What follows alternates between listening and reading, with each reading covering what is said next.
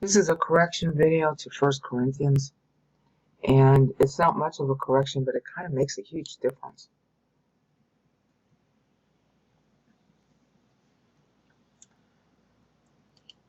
This used to be 14 in all prior videos. The rest of these meters didn't change. It is now 13 because this is an ellipsis, a kind of crassus, actually. So instead of being 72, this goes down to 71, this goes down to 80, this goes down to 90, this goes down to 105, which is divisible by 7, and this goes down to 112. It makes more sense that it do it that way. This had always bothered me ever since I first did the videos. Paul is writing, and it's real bald when he writes here. He's writing in 4161, and the reason why you know it's really bald is he's saying right here, same line as the Lord's own name, that the Lord is 58 when he writes. Whenever you see something like that, that's really bald, then you know he's writing in December or January. Okay? He can't be writing earlier than December 25th when the Lord's birthday occurs. Can't be. And it is December 25th because that equals 25 Kislev, and that was Hanukkah. The Jews don't keep their calendar right. The Christians don't keep the calendar right. And I've said that so many times and tried to explain it in so many ways. The basic problem is that we should be using solar years, and they don't. They use some really, really nonsense method based on pagan societies, not based on the Word of God, which is in Exodus 12. So, we have our heads up. Okay, the Lord was 58. Born in 4103 plus 58 is 4161 when Paul writes. And his first dateline is 28 here. So you subtract it. And that yields 4133, which is the beginning of the Lord's ministry.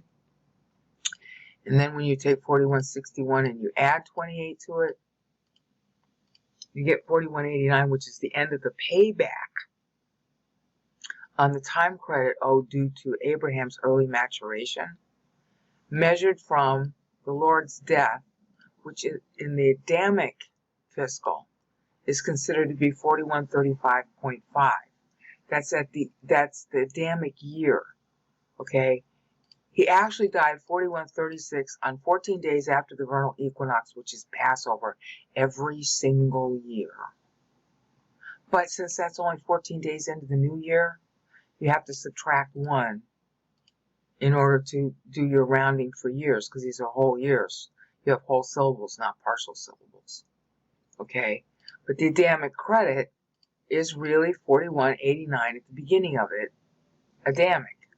So now you subtract the Abrahamic credit. That yields you to Adamic 4135.5, which equals the end of 4135 vernal, which equals the beginning of 4136 vernal, when Christ died 14 days after the vernal equinox. And if you want to celebrate Passover this year, then, today is the 21st. The vernal equinox should be the 23rd, if I recall correctly. Count 14 days from that, starting at sundown, as a new day.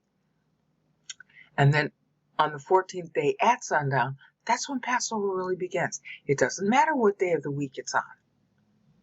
That's in Exodus 12. That's the law. Now, how come the Catholics are so dumb they don't know that? I don't know. I guess Exodus 12 isn't in their Bibles. But they have some really goofball calculation they use that has nothing to do with reality. But this is the reality. He died on the 14th day after the new year. And the new year on the vernal calendar is 6 months less. So you have to subtract 0.5. That was the end of it. Okay, the next day is 4136. And then 14 days later after that is when he died. So, adding 53.5 after he died, the Adamic credit would be paid off on, that's actually, I should have subtracted the 0.5. On Adamic 4189, which is, now we subtract it again, 4188.5 vernal. Now all that matters because of the second and more correct date line here. Okay, why does that matter? Because if Paul is writing 4161 in December, okay, when the Lord has just turned age 58, because he was born in 4103. Now you're going to subtract 105 from that, and 105 is the Civil War number. That yields 4056. Now we do our BC-AD conversion. That yields 50 BC. What happened in 50 BC? SPQR, Rome, took over Judea. Took over. Now see, that's kind of what Paul's letter is all about. 105 is about civil war, takeover. One group saying that it's better than another group, and we're speaking for God, and the other side is not. That's what this whole letter is about. And his basic answer to that divide, that civil war, that somebody taking over somebody else, like Rome took over Judea, is how about letting the Holy Spirit take over you? And when you get to verse 5, the whole theme of his letter is, let his head be in your head. Who should head you? See, SPQR claimed to be the head of Judea 105 years before he writes the Corinthians. Okay? So the question is, who should head you? Do you want to say, oh, I belong to Cleopas, I belong to Barnabas, I belong to Peter? Or do you want to belong to God? Hello, God. You heard of him before? He's the guy who paid for your sin. Who do you want to belong to? Who should be your head? So 1 Corinthians 1:5 in the Greek, you can't see it in the English because the translators missed the wordplay. His words in your words. If his words are in your words, then his head is in your head. That's the whole theme of the book. And the Corinthians were all, proud of themselves. Oh, we're so mature. We have all these spiritual gifts. Get the gift of his head in your head, and then you can say something. That's what Paul's saying. And his head in your head is exactly what 1 Corinthians 13 is about.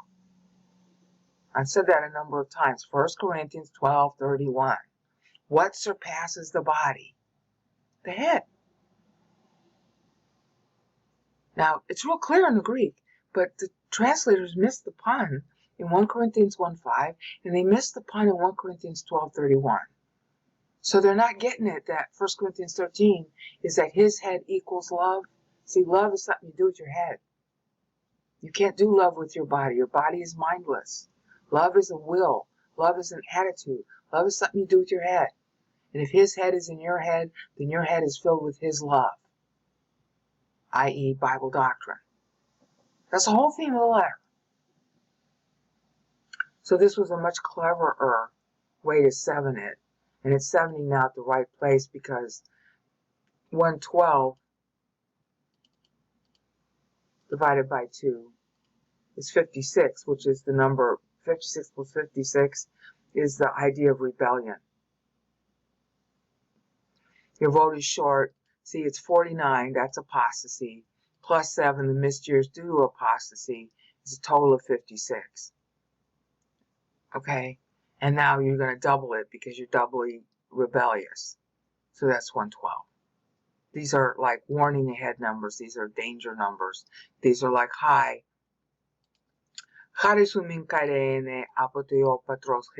Well, yeah. Kai Kuryu, Yesu Christu, that's Stan Green. But they're all fighting with each other. So they're really a 112. Not good. That's why he's writing this letter. Okay? And then of course in second they were so taken by this letter. They were so upbraided by it that he writes 2 Corinthians. Alright? So this is the corrected meter.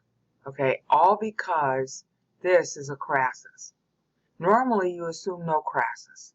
And then the syllables, you'll be able to tell the patterning of the syllables, and that'll tell you whether you should use it or not. But sometimes you can't even know until you just go over and over and over and over the text. And what was bothering me about this was that this is in all the other Bible Dateline meters. This manages to get in there. He's sticking it at the end so that he can double it, he can 7 it at the end. And that's what I was expecting this to 7, and it didn't at the end. And I was coming up with 91 here, and I thought, well, okay, It's a complete syntactical unit, but it really bothered me because this is text that's usually in the meters. So why wasn't it here? Well, because I was wrong, that's why. Simple. This is crassus. Especially when you say a long word, you're going to slur over the next word. I don't care what language you speak.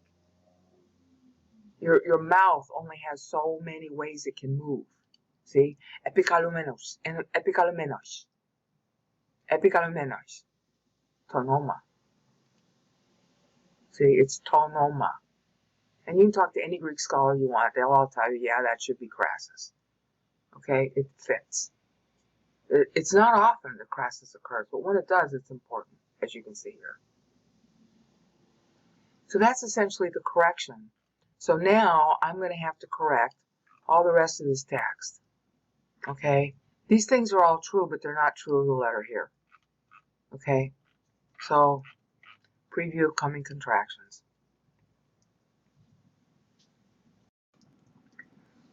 I've got one more refinement to make about this 105 and 112. When I first did the 105, I was sort of alerted while I was talking that what I was saying wasn't exactly the point, so I'm going to review it now. What I had said was that the 105 meant that Judea became part of the Roman, under the Roman protection. But it became part of the Roman province of Syria under Pompey. Pompey had done that had ordered it back in the 60s, but as part of a bunch of machination between Pompey and the different competing powers in the Judea, Jerusalem, Israel area. It took a while for anything to really get settled. And so it wasn't until 50 BC that Judea actually became part of the Roman province of Syria. That's relevant because it's all about who controls who. That's what 1 Corinthians is about, like I said before. You know, instead of opting to say, I belong to this denomination or that denomination, how about just belonging to God? Because that's what this whole argument was about. Judea belonging to one faction or another faction of warring Jews, okay? And whenever you've got that kind of division going on, a third party can come in and in the guise of helping to cause peace, can take the whole thing away. That's happened so many times in history, it's not funny. That's how Mao came to power, that's how Stalin came to power, that's how Rome came to power, for that matter. Is that it pretended to be the, what do you want to call it? The arbiter. Oh, well, we'll help you. Come to us and we'll help settle the matter between your two civil warring factions. And then they ended up with the whole thing. Rome did that over and over and over and over again. That's how she ended up conquering so much. Okay, she was just really, on the one hand, she learned finally under Marius. She learned to have really good soldiers. And on the other hand, she learned how to be good at negotiating and finding the weak spot amongst civil warring powers. And then she would come in, allegedly to solve the dispute, and she would end up taking over the whole thing. That's what happened to Judea in 50 BC. But that's not the most stressed thing here. What's more stressed is the fact that Caesar crossed the Rubicon. That killed the Roman Republic and turned it into an empire. So long as it was a Roman Republic, it would always be a sort of civil war between one faction among the senators and another. But the essential difference about the Roman Empire was that whoever was considered the dictator, here it would end up being Caesar. Whoever was considered the dictator wasn't technically in charge at home, but owned all of the imperial provinces. You had senatorial provinces and imperial provinces. This ended up changing the status of Israel from a senatorial province to an imperial province, and that was vital for her survival. because under Pompey, he would have just let the warring local, Jewish factions to have their way. He didn't care as long as he got paid. But Caesar actually took an interest in who ought to be ruling there, and he did install Herod. And you have to argue, well, Herod was a bad guy. They all were bad guys. The difference with Herod is that he restored the real priesthood, and he wanted to rebuild the temple. After Herod beat Antigonus, that's what he did. Okay, Antigonus was the last of the Hyrcanus line. So Herod rebuilt the temple, and he restored the rightful priesthood. That's how come Mary could have her son. All right, without worry or assassination or what have you, without having to be involved in it. So as long as Herod was running the show, she could really exist, and he could really be born, because, as he would say many times during his ministry, my kingdom is not of this world, not this time. First time he pays for sins, cross before crown. Okay, so that was the important thing about it. Caesar crossing the Rubicon. Now Mary had benchmarked that right here. Okay, the text is, by his arm he exerts authority, and in her meter, she was at the same historical place, Caesar crossing the Rubicon. Paul is cross-referencing that here.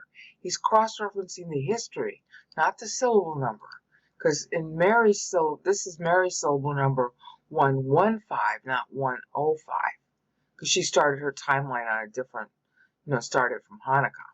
Paul is starting it differently.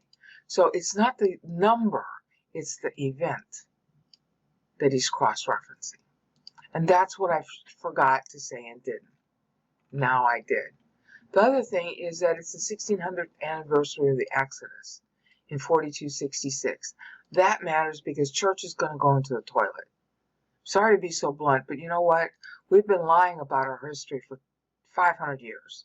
It's time that we started looking at what was actually written by those horrible church fathers and realized that they were lying about everything and everybody, every word they said. Okay? They were lying, and therefore their theology was completely childish. And unfortunately, Christian theology has stayed like in the playpen ever since. This kind of stuff about knowing the meter, we should all be learning that from our parents when we're kids. This is ABC stuff. Okay, but it's not known today. And you can see it kind of makes a big difference in the interpretation of a Bible book. This is really important to understand the backdrop for Corinthians. Civil War. Civil War. Specifically referring to one of the biggest Civil War events of all time. Caesar crossing the Rubicon. And he just flat takes over Rome. And why does he just flat take over? Because they wanted to avoid civil war. They still remembered Sulla and the social war. So they just caved in. Yeah, and that's what Christians are going to do. Okay? Is cave in. And that's what he's warning the Corinthians about. Don't be doing this factional fighting like you are. Don't say I belong to Paul, or I belong to Peter, or I belong to Barnabas. That's all denominational fighting. And it's crippled Christianity ever since. Yeah, and it starts in 105. It starts to coalesce in 160. And basically what Paul is doing by extending the meter to 4266, that is our 160 AD. Okay? And so I needed to add that. I needed to add that as a, an important, what do you want to call it? Addendum. Okay, so that you can see it. The trouble is, oh yeah, here it is. You can look at some of the links about how bad church got if you go here, require an exodus. The church is going to need its own exodus in order to get away from the apostate Christians. That corresponds to our AD 60.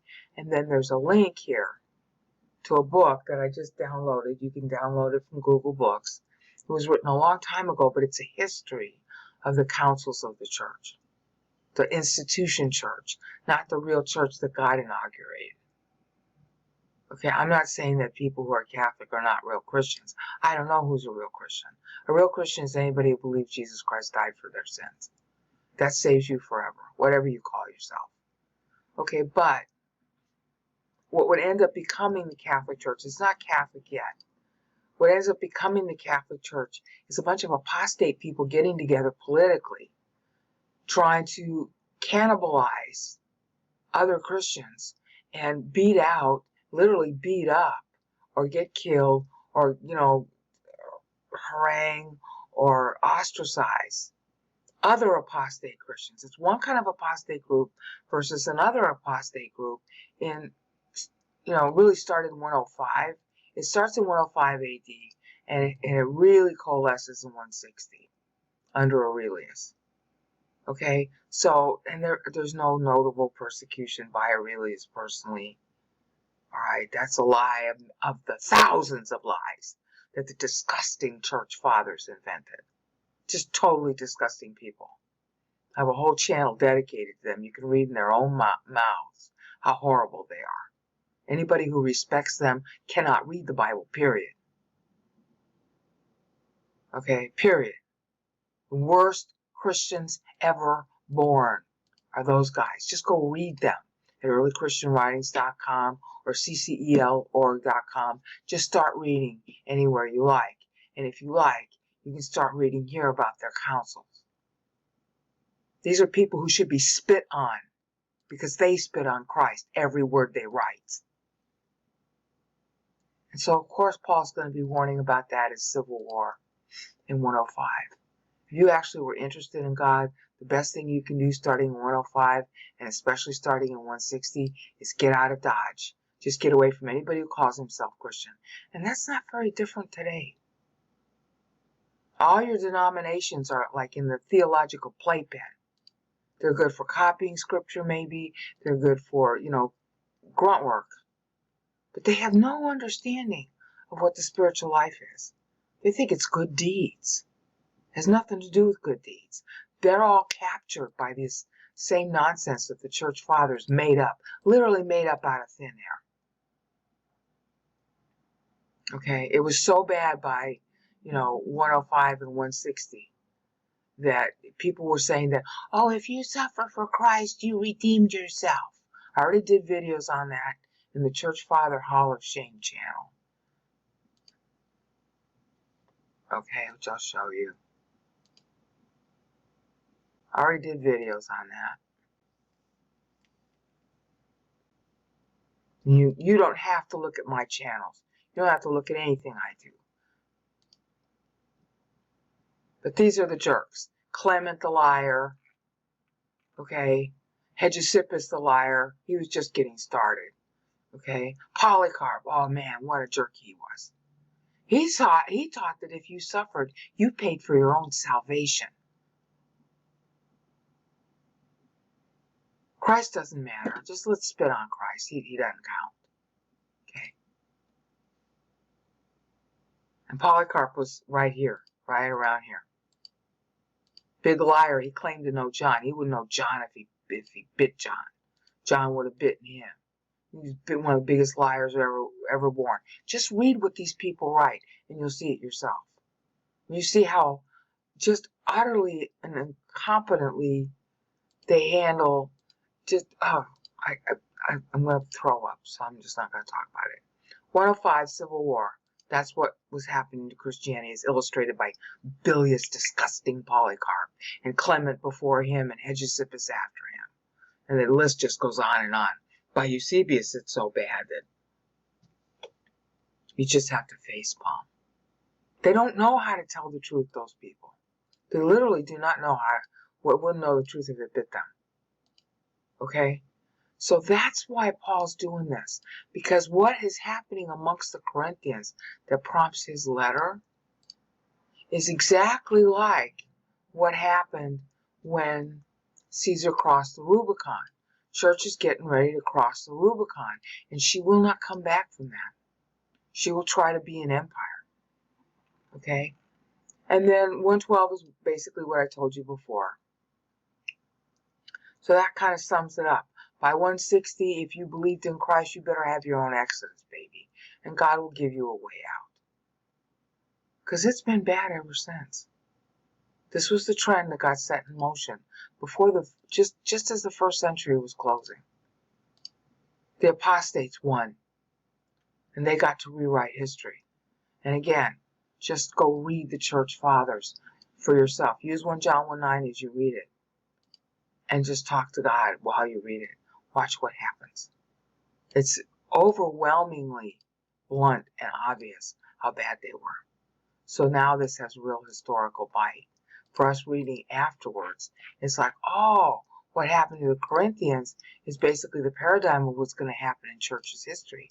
And yes, that's true. And 3 years after Paul writes this, 3 years after he writes 1 Corinthians, he's going to write a whole timeline about how bad church becomes in Ephesians 1:3-14, which is in the Paul Meter GGS 11 channel.